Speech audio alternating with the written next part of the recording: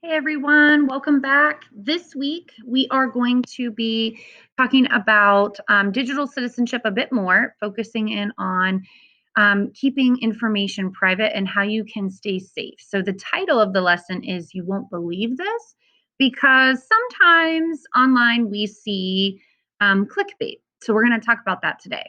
You'll also notice some prompts on the slides. In class, we're using Pear Deck, but you won't have to. So just kind of think to yourself as we're going through this video about what your answers would be.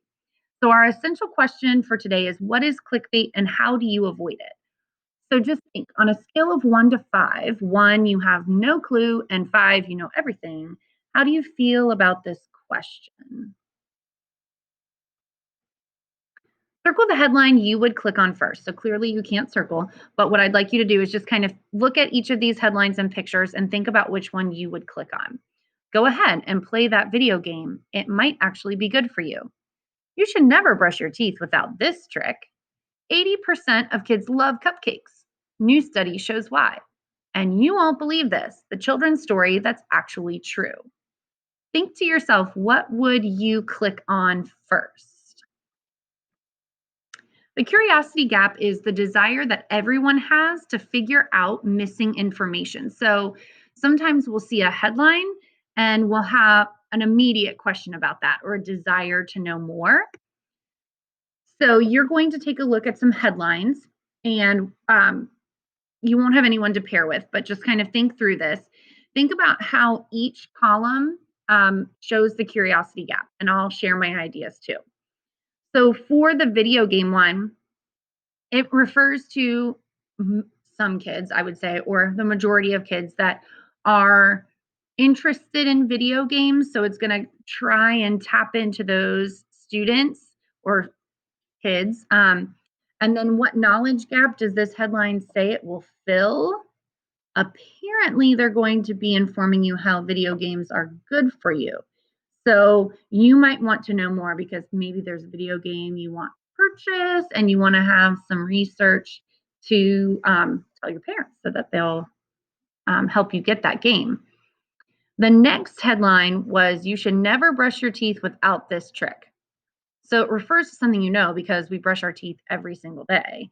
And the knowledge gap is something that maybe is enticing you to think like, ooh, is there something I'm missing when I'm brushing my teeth? Or is there a better toothpaste or something like that that I'm missing out on that will make my teeth healthier, whiter, straighter, who knows? So anytime you have a headline like this, there's definitely that desire to want to know more. The cupcakes, everybody loves cupcakes, right? 80% of kids love cupcakes. New study shows why. So the knowledge gap is wanting to know why we want cupcakes or why we love them so much after we've had them the first time. So that draws the reader in to learn more. Oops, sorry. And then the last one, you won't believe this, the children's story that's actually true. So I think the image there is maybe like a something that's going to make you want to click on it because you might not think about a children's story that has monkeys or primates in it. So we know a lot of children's stories, but the knowledge gap is which one could actually be true. So clickbait is an image similar to those monkeys or a headline that tries to get you to click on it, usually for advertising purposes. So advertising means they're trying to sell you something. So here are some clues to avoid clickbait. These are really important to remember as you are digital users, you're using your computers more than you have before. Maybe it's just devices, things like that that you are using, as well as YouTube can sometimes have some clickbait there. So it will say things like, think your cat loves you, it's actually plotting to make you sick. Something that seems really impossible or unbelievable is a good clue. Another clue would be it tries to shock you, like you won't believe this, or the answer is genius. So they're really trying to shock you and make you want to click on that link.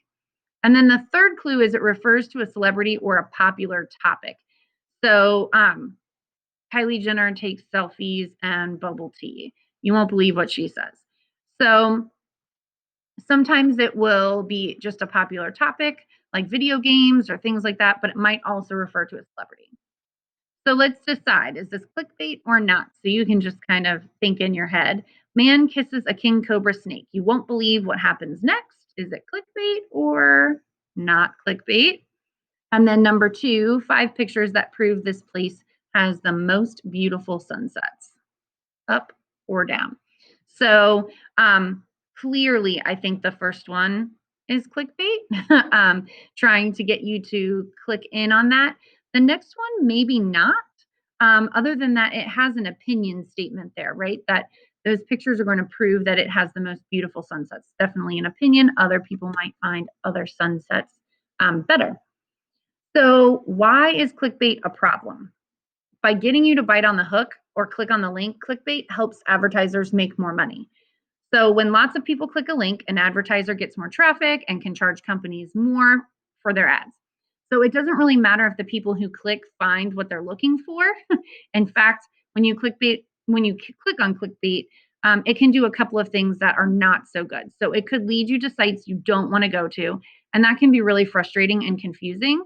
It can infect your device with computer viruses, which is very frustrating and a problem, or it can lead to someone stealing your information. So you really want to be careful about what you click on and really be thinking about those 3 clues to help you decide if it's something you should click on or not.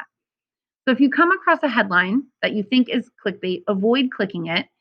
They suggest that you search instead for the headline to see if there's other sources that have information on that topic.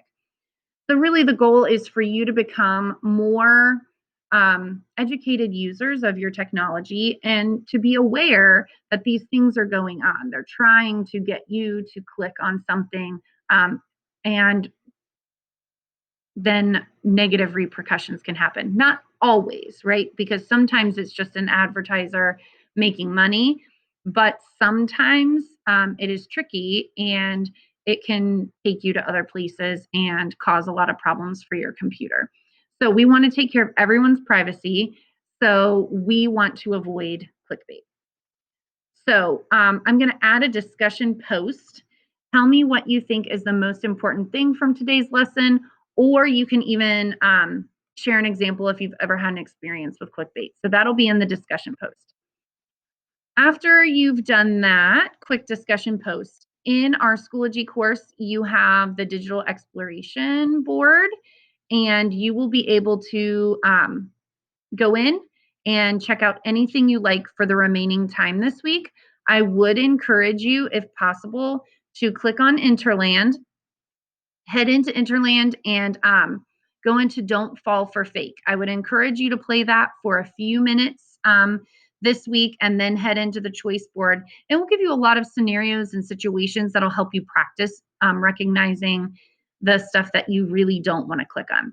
But that's it for this week. Hopefully, you'll have a little bit of fun when you play Interland and you'll learn a little bit too. Enjoy this week, and I'll see you next time.